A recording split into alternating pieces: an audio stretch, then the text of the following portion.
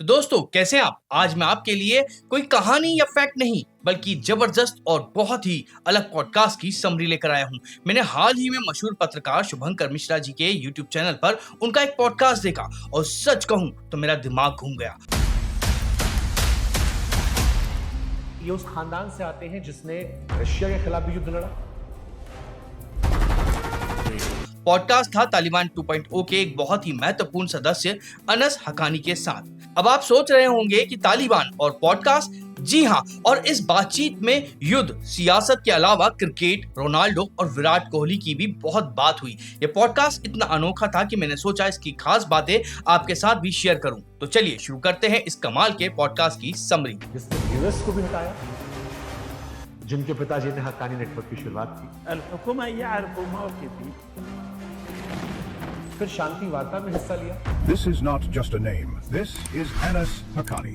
Podcast की शुरुआत में ही शुभंकर मिश्रा जी बताते हैं कि वो काबुल में हैं और उनके सामने अनस हक्कानी बैठे हैं। अनस हक्कानी साहब, बहुत बहुत स्वागत है आपका। आपको भी बहुत बहुत welcome to Afghanistan. Thank you so much. वो उस डर का जिक्र करते हैं जो किसी के भी मन में आ सकता है। मैं जब अफगानिस्तान आ रहा था तो मुझसे बहुत सारे लोगों ने कहा कि संभल कर जाना, क्योंकि अनस हक्कानी उस परिवार से हैं जिन्होंने रूस और अमेरिका से जंग लड़ी और जिन्हें 2 बार फांसी की सजा भी सुनाई जा चुकी है। मेरा डर वहीं खत्म हो गया जब आपने मुझसे कहा कि आप हमारे क्रिकेट के वीडियोस देखते थे जी और आपने हमारे सारे वीडियोस देखे जी। लेकिन पॉडकास्ट में एक बहुत ही दिलचस्प मोड़ तब आता है जब उन्हें पता चलता है कि अनस हक्कानी उनके क्रिकेट वीडियो देखते हैं। ये सुनते ही उनका सारा डर गायब हो गया। यहीं से बातचीत का एक अलग ही माहौल बन जाता है। और जो चीज़ अब तक मीडिया में और बाहर हमारे मुल्क से लोगों की जहनियत में या उसको आंख में, वो लड़ाई के ज़माने से वो प्रोपागंड और तबलीगात के नतीजे में जो पॉडकास्ट में आगे अनस हक्कानी इस बात पर जोर देते हैं कि दुनिया भर का मीडिया अफगानिस्तान की जो तस्वीर दिखाता है वो सच्चाई से बहुत अलग है। उन्होंने कहा कि वो प्रोपेगेंडा का एक दौर था, लेकिन जो लोग अब अफगानिस्तान आते हैं वो यहाँ की शांति और असलियत को अपनी आंखों से देखते हैं। जब शुभंकर जी ने उनसे पूछा कि रूस से लड़ना, अमेरिका से बातचीत करना या अफगान क्रिकेट टीम को मजबूत बनाना, इन तीनों में से सबसे मुश्किल क्या था, ये सवाल मुझे बहुत ही अच्छा लगा। इस पर अनस हक्कानी ने एक बहुत ही गहरा जवाब दिया। उन्होंने बताया कि युद्ध का समय बहुत मुश्किल था, लोगों ने अपनी आजादी के लिए कुर्बानी दी, बातचीत और कूटनीति भी बहुत जिम्मेदारी का काम था। लेकिन उन्होंने बताया कि पिछले 3-4 सालों में उन्होंने क्रिकेट टीम को जिस मुकाम पर पहुंचाया है वो एक अच्छे मैनेजमेंट का नतीजा है। कि 3.5 साल में अफगानिस्तान की टीम किस मंजिल तक पहुंच गया। जो जवानों के अंदर जो एनर्जी था, इस्तेदाद था, वो अपनी जगह में आ गया और अपने आप पर, अपने ऊपर उसने एतमाद बन गया। तो एक अच्छी मैनेजमेंट, अच्छे इदारे, अच्छे तफाहुम एक दूसरे के साथ, और इसका नतीजा है। और क्रिकेट की बात चली है तो एक ऐसी बात सामने आई जो सुनकर आपको भी हैरानी होगी। वास्ता और सिफारिश वगैरह, इस चीज़ों के साथ हमारे बुजुर्गों का बहुत एलर्जी है ज़्यादा। पॉडकास्ट में उन्होंने बताया कि तालिबान सरकार में क्रिकेट में सिफारिश या पर्ची का सिस्टम बिल्कुल खत्म कर दिया गया है। उन्होंने कहा कि सिर्फ टैलेंटेड खिलाड़ियों को ही मौका मिलता है। उन्होंने पाकिस्तान क्रिकेट का उदाहरण देते हुए कहा कि कैसे वहां सिफारिशों की वजह से ही बाबर आजम जैसे खिलाड़ी जो सचिन या विराट की तरह महान बन सकते थे, उनका करियर प्रभावित हुआ है।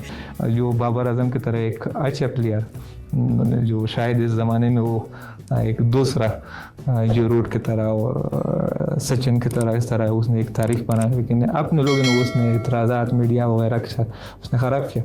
ये सुनकर लगा कि वो क्रिकेट को कितना बारीकी से समझते हैं। एक और बहुत ही हैरान कर देने वाली बात जो उन्होंने शेयर करी वो ये थी कि युद्ध के दौरान जब चारों तरफ ड्रोन और बमबारी का खतरा होता था, तब भी वो और उनके साथी बंकर में छिपकर सैटेलाइट टीवी पर क्रिकेट मैच देखते थे। एक छुप की जगह में हमने डिश टीवी इस तरह की जगह में हमने सेट किया था और ऊपर से ड्रोन थे और नीचे लोग, इसे भी हमने कोशिश की कोई एक इस जगह में इस तरह तवज्जो न बन जाए कि इधर कोई जिंदगी करते हैं और फिर हमारी जगह इफ्शा हो सकते हैं। और आप सोचिए, जान का खतरा है लेकिन क्रिकेट का जुनून ऐसा है कि डिश लगाकर मैच देख रहे हैं। जब मैंने पॉडकास्ट में ये सुना तो मुझे लगा कि क्रिकेट वाकई सिर्फ एक खेल नहीं बल्कि एक इमोशन है जो मुश्किल से मुश्किल हालात में भी लोगों को जोड़े रखता है। अब आता है इस पॉडकास्ट का सबसे मजेदार किस्सा। अनस हक्कानी ने बताया कि वो क्रिस्टियानो रोनाल्डो के बहुत बड़े फैन हैं, इतने बड़े कि जब दोहा में ब्रिटिश अधिकारियों से शांति वार्ता कर रहे थे तो उन्होंने मजाक में उनसे कहा कि वो मैनचेस्टर यूनाइटेड के कोच को बदलवा दें क्योंकि वो रोनाल्डो का खेल खराब कर रहा है। हमारे एक रिक्वेस्ट है आपकी लीडरशिप कि मैनचेस्टर यूनाइटेड के जो कोच है आपको उसको चेंज करो क्योंकि वो बहुत कमजोर है, रोनाल्डो ने उसने खराब किया। उनका मकसद ये दिखाना था कि तालिबान सिर्फ युद्ध और बंदूक की बातें नहीं करता है, उनकी भी आम इंसानों जैसी पसंद नापसंद है। बाद में उन्हें रोनाल्डो के ऑटोग्राफ वाली जर्सी भी मिली। ये किस्सा वाकई कमाल का था। पॉडकास्ट में आगे वो कहते हैं कि अफगानिस्तान के लोग पिछले 50 सालों से सिर्फ जंग, मुसीबतें और शहादत देखते आए हैं और अब वो थक चुके हैं। अब देश में शांति है और वो चाहते हैं कि ये शांति बनी रहे। तालिबान 1 से तालिबान 2 में क्या अंतर हुआ है, क्या सीखा आप लोगों ने जो इम्प्लीमेंट किया आपने? उन्होंने ये भी बताया कि तालिबान 1.0 और 2.0 में बहुत बड़ा फर्क है। उन्होंने अपने पुराने अनुभवों से सीखा है और अब वो कूटनीति और बातचीत पर भी उतना ही जोर देते हैं। इस जमाने लड़ाई दुनिया के साथ तकाबुल और टकराव इस तरह चीज़ें, इससे बहुत ज़्यादा तजुर्बे इंसान के अंदर आते। अब जो अभी अफगानिस्तान देख रहा है, आपने जो देखा कि सड़कों पर निकल, ये उस सारे ज़माने का तजुर्बा है। अब अभी हमारे बुजुर्ग के अंदर, हमारे ये जनरेशन के अंदर आया है। उन्होंने बताया कि पिछली सरकार में लगभग 5 लाख लोग आज भी तालिबान सरकार के साथ मिलकर काम कर रहे हैं क्योंकि वो बदला लेने में नहीं बल्कि देश बनाने में यकीन रखते हैं। भारत के साथ रिश्तों पर भी उन्होंने खुलकर बात की। उन्होंने बताया कि जब तालिबान सत्ता में आया तो आईसीसी से अफगान क्रिकेट बोर्ड की फंडिंग रुक गई थी। उस मुश्किल समय में उन्होंने भारत सरकार से मदद मांगी और कहा कि क्रिकेट को राजनीति से दूर रखना चाहिए। उन्होंने बीसीसीआई के जय शाह और सौरव गांगुली की तारीफ की जिन्होंने आईसीसी में अफगानिस्तान की मदद की। ये दिखाता है कि क्रिकेट कैसे दो देशों के बीच में एक पुल का काम कर सकता है। और हाँ, भारतीय क्रिकेट फैंस के लिए भी इसमें एक खास बात थी। जब उन्होंने विराट कोहली और रोहित शर्मा के रिटायरमेंट पर पूछा गया तो उन्होंने कहा कि विराट कोहली को तो 50 साल की उम्र तक रिटायर नहीं होना चाहिए था। क्रिकेट की तारीख में और स्पोर्ट्स में, दुनिया में, सियासत में भी जो एक मुनफरिद आदमी आते हैं वो बहुत कम आते हैं जो तारीख बना सकते हैं। तो इस तरह लोगों के लिए मेरा राय है कि वो 50 साल तक बाद कोशिश करें। उनका मानना है कि विराट एक अद्वितीय यानी यूनिक खिलाड़ी हैं जिन्हें इतिहास बनाना था। पॉडकास्ट के आखिर में उन्होंने अफगानिस्तान के लिए अपनी 3 सबसे बड़ी प्राथमिकताएं बताई। पहली, देश में एकता। दूसरी, शिक्षा को मजबूत करना क्योंकि 50 साल के युद्ध में शिक्षा को बहुत नुकसान हुआ है। और तीसरी, देश की आर्थिक विकास जिसके लिए वो नहर और पाइपलाइन जैसे बड़े बड़े प्रोजेक्ट पर काम कर रहे हैं। उन्होंने ये भी माना कि जंग लड़ने से ज्यादा मुश्किल सरकार चलाना होता है।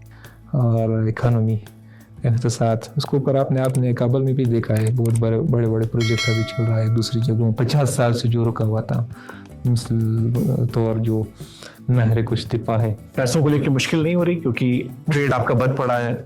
जो मुश्किलात है वो चैलेंज है, उसके बावजूद भी हमारे गवर्नमेंट लीडरशिप बहुत स्ट्रांग काम करते हैं, आप देख लें। तो दोस्तों, कुल मिलाकर इस पॉडकास्ट से हमें तालिबान और अफगानिस्तान का एक ऐसा पहलू देखने को मिला जिसके बारे में हम शायद कभी सोच भी नहीं सकते थे। एक ऐसा नजरिया जहां युद्ध की कहानियों के साथ साथ क्रिकेट का जुनून, रोनाल्डो की फैन फॉलोइंग और देश को आगे ले जाने की बातें भी शामिल थी। तो ये बस कुछ मुख्य बातें थी जो मैंने आपको बताई हैं। इस पॉडकास्ट में और भी बहुत सारी गहरी और अनसुनी बातें हैं। अगर आप ये पूरी दिलचस्प बातचीत देखना चाहते हैं या सुनना चाहते हैं तो मैंने ओरिजिनल पॉडकास्ट का लिंक नीचे डिस्क्रिप्शन में दे दिया है। आप शुभंकर मिश्रा जी के चैनल पर जाकर भी उसको सुन सकते हैं। आपको यकीनन बहुत कुछ नया जानने और समझने को मिलेगा। आज के लिए बस इतना ही। आपको अगर ये समरी पसंद आई हो तो आप इस वीडियो को लाइक करिएगा, हमारे चैनल को सब्सक्राइब करिएगा और फिर मिलते हैं किसी और नए पॉडकास्ट और अच्छे पॉडकास्ट की समरी पर।